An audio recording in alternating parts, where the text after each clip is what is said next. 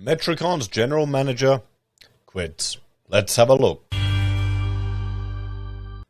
Hello everyone, Florian here, and welcome to another episode of HeiseSays. Grab your stein of coffee and let's have a look at this article, breaking from news.com.au about Metricon's general manager, written by Frank Chung. So their Queensland GM quits as the company restructures. Now, does that fill you with confidence, guys?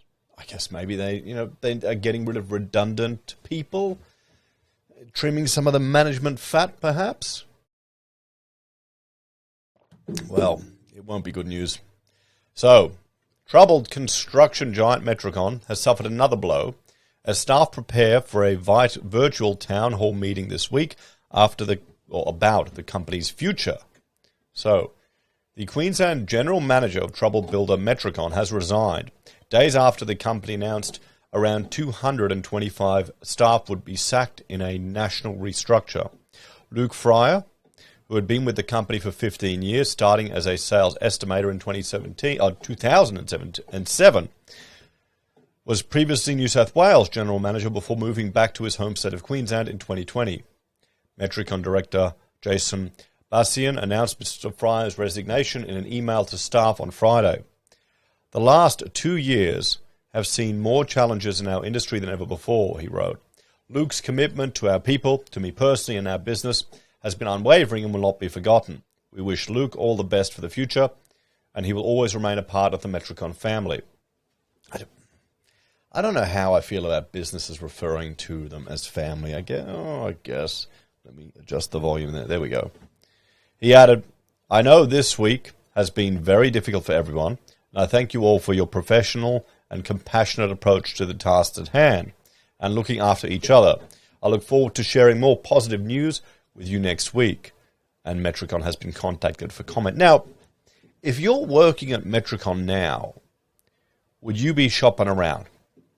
Would now be the time to brush up the resume, shop around, and just keep your options open? Regardless, it probably would be. It probably always is, to be honest. Last Monday, Metricon announced it would be shedding 9%, or about 225 of its 2,500-strong national workforce, in a restructure to better accommodate and reflect the requirements of the current market. The roles affected are largely in sales and marketing. The country's largest home builder was plunged into crisis in May amid reports it was on the verge of financial ruin and engaging in crisis talks with the Victorian government following the sudden death of its founder, Mario Basin. Acting Chief Executive Peter Langfeller has repeatedly shot down these allegations, but a question mark still hangs over Metricon's future despite the company's directors injecting $30 million into its business to allay fears about its survival and a rescue deal being struck with Commonwealth Bank. Last month, Metricon listed nearly 60 display homes for sale across New South Wales, Queensland, South Australia and Victoria worth a total of $65 million. Yeah, I mean, that happens. They sell these things, you buy them, they rent them off you.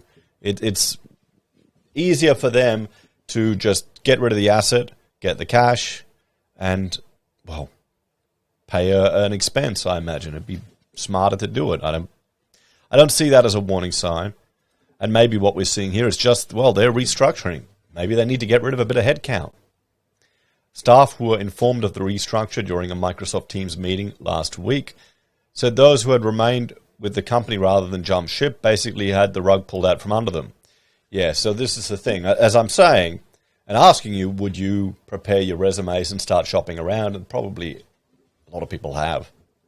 You see it in the construction sector. People will jump from one company to another. It has not been received well by some, one New South Wales staff member told news.com.au. I'm a little bit burnt by the whole situation.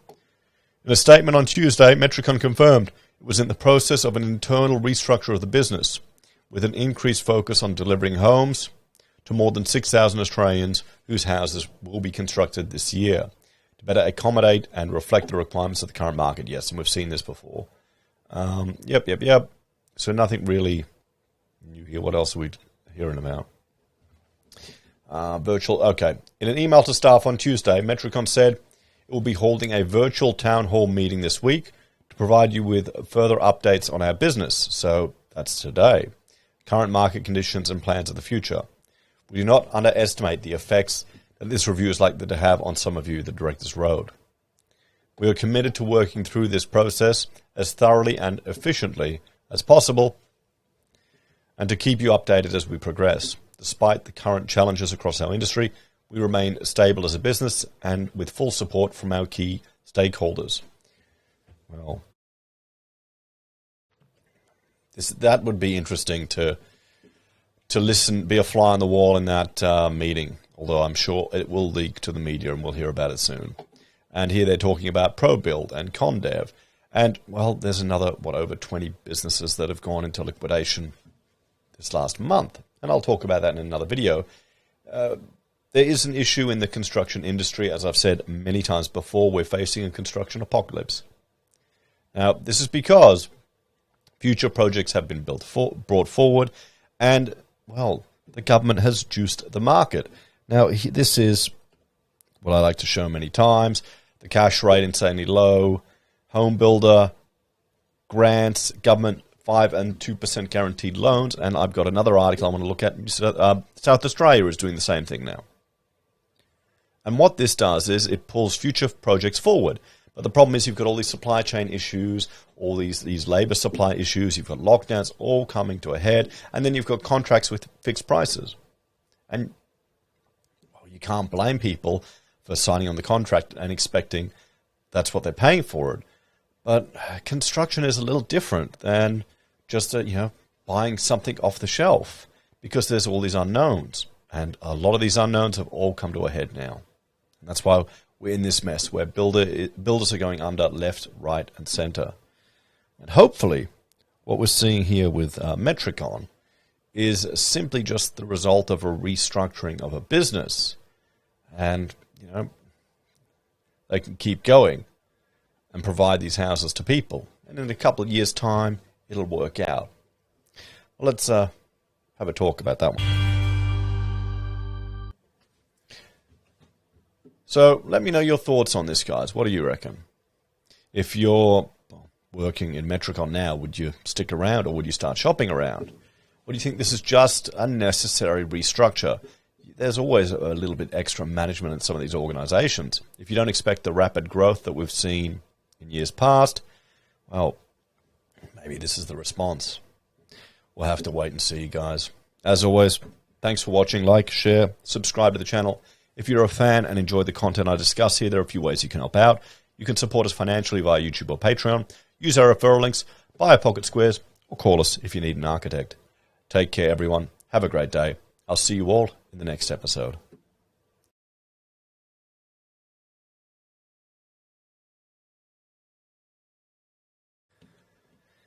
It's been a crazy year, everyone. It really has. I don't know what else to say.